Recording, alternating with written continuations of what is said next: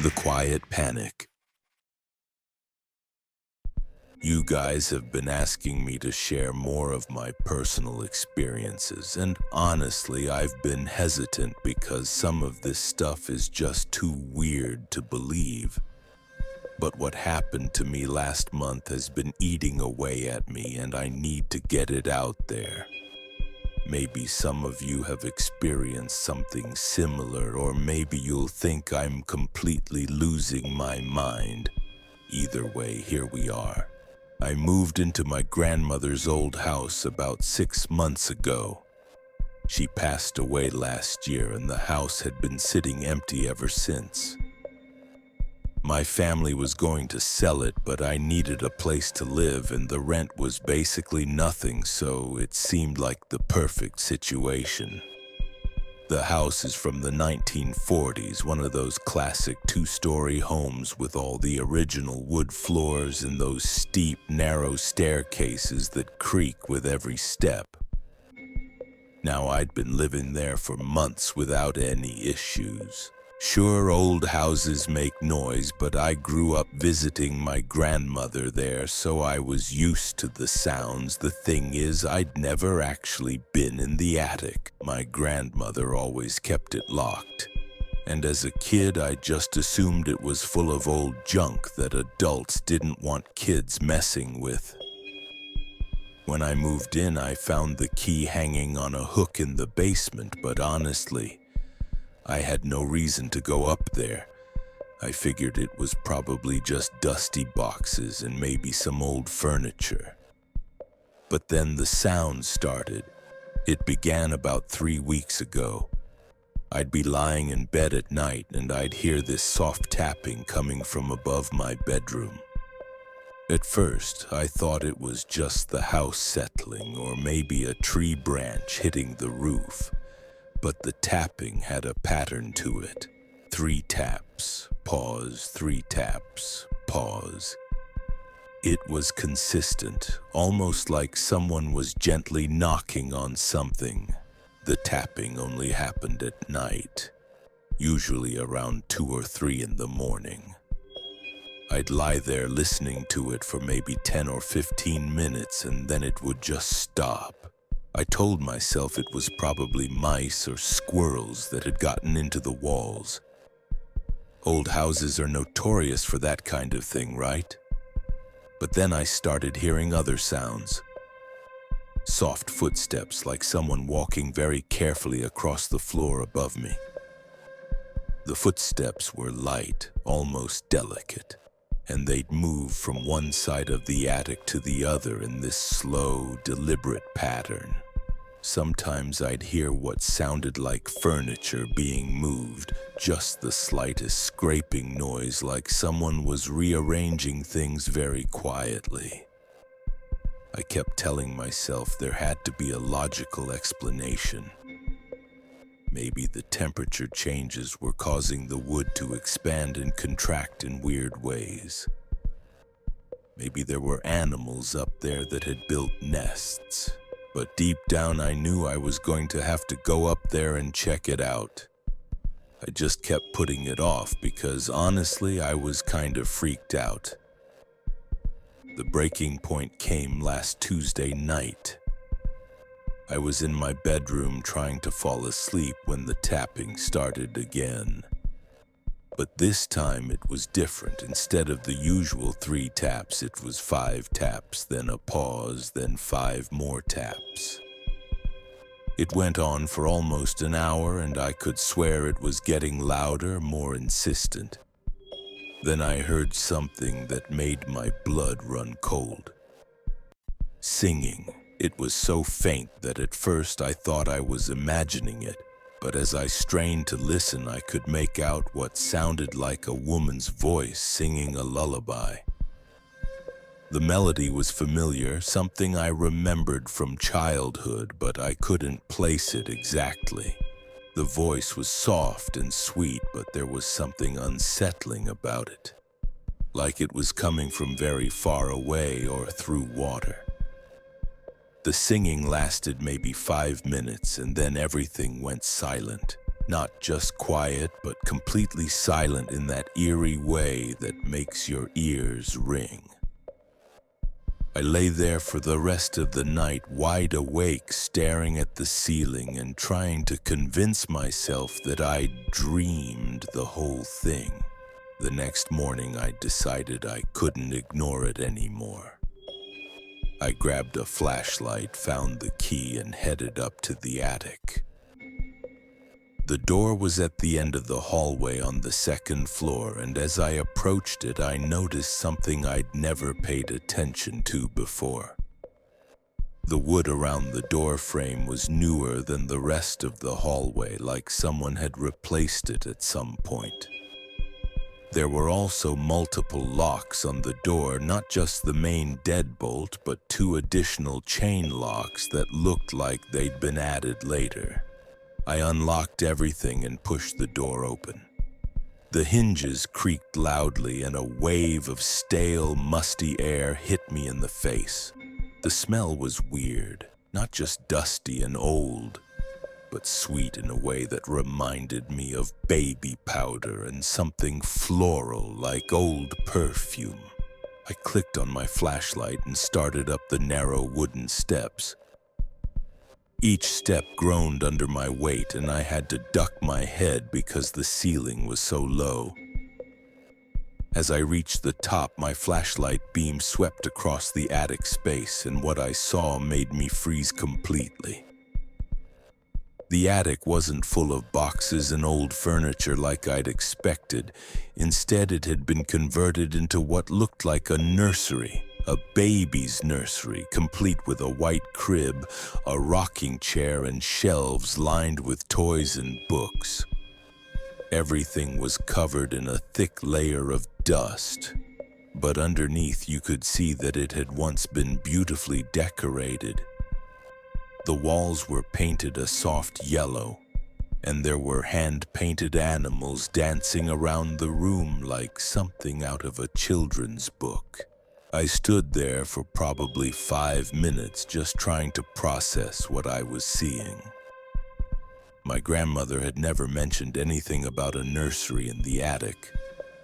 As far as I knew, she'd only had one child, my father, and he'd grown up in one of the regular bedrooms downstairs. Why would there be a fully furnished nursery hidden away up here? I moved closer to examine the room, and that's when I noticed the details that made everything even more disturbing. The crib was made up with tiny sheets and blankets like someone had been expecting a baby.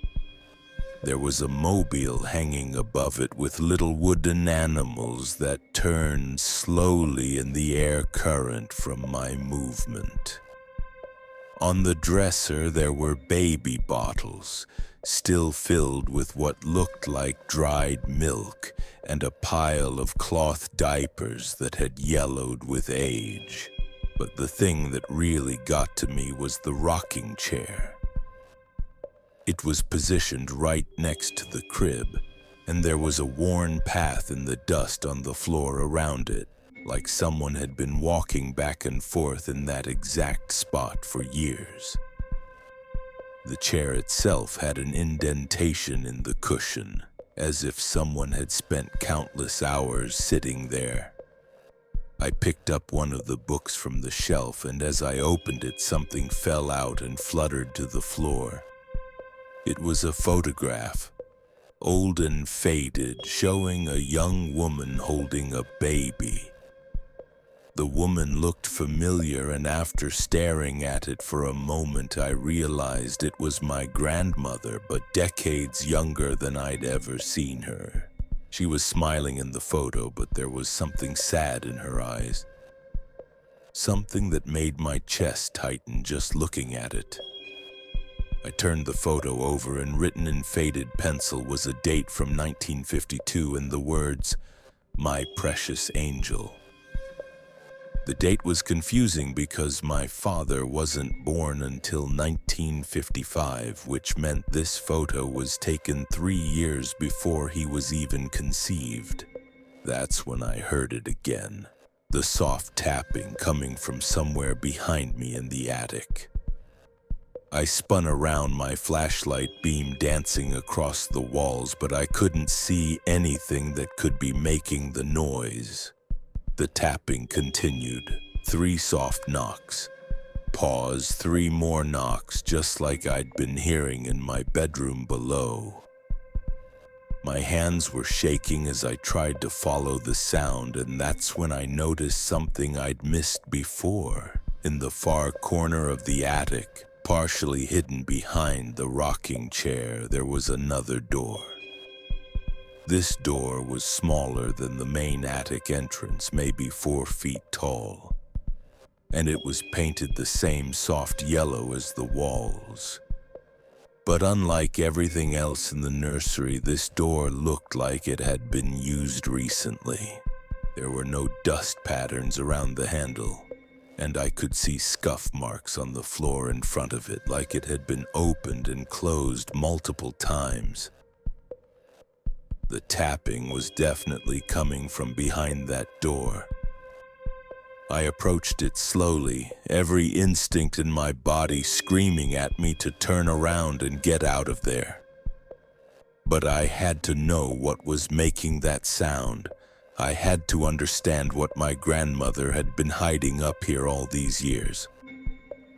The door handle was cold under my palm, and as I turned it, I realized my hands were trembling so badly I could barely grip it properly. The door opened into what looked like a storage closet, but as my flashlight beam swept inside, I saw something that made my stomach drop. The walls were covered with dozens of photographs, all of them showing the same baby from different angles. Some were professional studio portraits. Others looked like they'd been taken at home. But in every single photo, the baby looked exactly the same. Not like it was growing or changing over time, but identical in each shot, down to the same expression and the same tiny outfit. Below the photographs, there were stacks of journals, their leather covers cracked and worn from age. I picked up the top one and opened it to a random page. The entry was dated 1953, and it was written in my grandmother's familiar handwriting, but the words made no sense. She visited again last night. I heard her crying in the nursery, so I went up to comfort her. She was so cold when I picked her up, but she stopped crying as soon as I started singing. I think she likes the lullaby about the mockingbird. I sang it 3 times before she finally went back to sleep. I flipped to another page, this one from several months later. The doctor says I'm imagining things, but I know she's real. I can feel her tiny heartbeat when I hold her. She's getting stronger every day. Soon she'll be ready to come downstairs and meet her father. I just need to be patient a little longer. Entry after entry, year after year, all describing interactions with a baby that, according to the dates, should have been growing up. But the descriptions never changed. It was always the same infant, always needing the same comfort, always disappearing by morning. The final entry was dated just 2 months before my grandmother passed away. I'm getting too old to climb those stairs every night. My knees can barely handle it anymore. But she still needs me. She's been crying more lately, like she knows I won't be able to come to her much longer. I've been thinking about telling someone about her, but who would believe me? They'd think I'm losing my mind, just like they did all those years ago when I first tried to explain. Maybe it's better if she stays my secret. Maybe that's how it's supposed to be. I was so absorbed in reading that I didn't notice the tapping had stopped. The silence in the closet was absolute. And suddenly I became aware of how isolated I was up there. The house felt different around me. heavier somehow, like the walls themselves were holding their breath. That's when I heard the singing again. It was coming from the nursery behind me. The same soft lullaby I'd heard from my bedroom, but now I was close enough to make out the words. It was "Hush, Little Baby," the classic song about the mockingbird, just like my grandmother had written about in her journal. The voice was gentle and loving, but there was something heartbreaking about it, like someone singing to comfort a child who would never be comforted. I backed out of the closet, clutching the journal, and turned toward the sound. The rocking chair was moving now, swaying gently back and forth as if someone was sitting in it. But there was no one there. Just the chair, rocking steadily while that invisible voice continued singing. The mobile above the crib had started turning faster, the little wooden animals spinning in circles even though there was no breeze in the stuffy attic air. And then I saw something that made my blood freeze in my veins. There was an indentation in the crib mattress. A small depression exactly the size and shape of an infant's body. As I watched, the blankets seemed to rise and fall slightly, like something was breathing underneath them. The singing stopped abruptly and the rocking chair went still. The mobile slowed to a stop and the house fell into that eerie, ringing silence again. But now I could hear something else. Something that made every hair on my body stand on end. Soft, barely audible crying coming from the crib. I don't remember making the decision to run. One moment I was standing there, frozen in terror. And the next I was stumbling down the attic stairs, slamming the door behind me and fumbling with all 3 locks. My hands were shaking so badly it took me several tries to get them all secured. I spent the rest of that day researching my family history, calling relatives I hadn't spoken to in years, trying to find any information about a baby my grandmother might have had before my father was born. What I discovered changed everything I thought I knew about her. In 1952, my grandmother had given birth to a daughter. The baby was born premature and only lived for 3 days. According to the death certificate I found online, she was buried in the town cemetery under a tiny headstone that simply read "Baby Girl." My grandfather apparently couldn't handle the grief and left town shortly after, never to return. My grandmother never spoke about the baby to anyone, not even to my father when he was born 3 years later. But she never forgot her first child. She kept that nursery exactly as it was, visiting it every night for over 60 years, singing lullabies to a daughter who existed only in her broken heart and shattered mind. I'm still living in the house, but I haven't been back up to the attic since that day. I hear the tapping sometimes, and occasionally the soft singing drifts down through the ceiling. But I don't investigate anymore. I understand now that this isn't about ghosts or supernatural phenomena. It's about love and loss and a grandmother's grief that was so profound it created its own reality. The sounds have become gentler lately, less urgent. Like whatever presence is up there has found some kind of peace knowing that someone finally understands the truth. Maybe my grandmother is finally able to rest, knowing her secret is safe with me. I keep the journal on my nightstand now, and sometimes I read her entries before bed. They're not scary anymore, just incredibly sad. A mother's love that transcended death, logic, and sanity itself. And you know what? I think that's beautiful. in its own heartbreaking way. So that's my story. Make of it what you will. Sometimes the most terrifying discoveries aren't about monsters or demons, but about the depths of human emotion and the lengths we'll go to hold on to the people we love even when they're gone.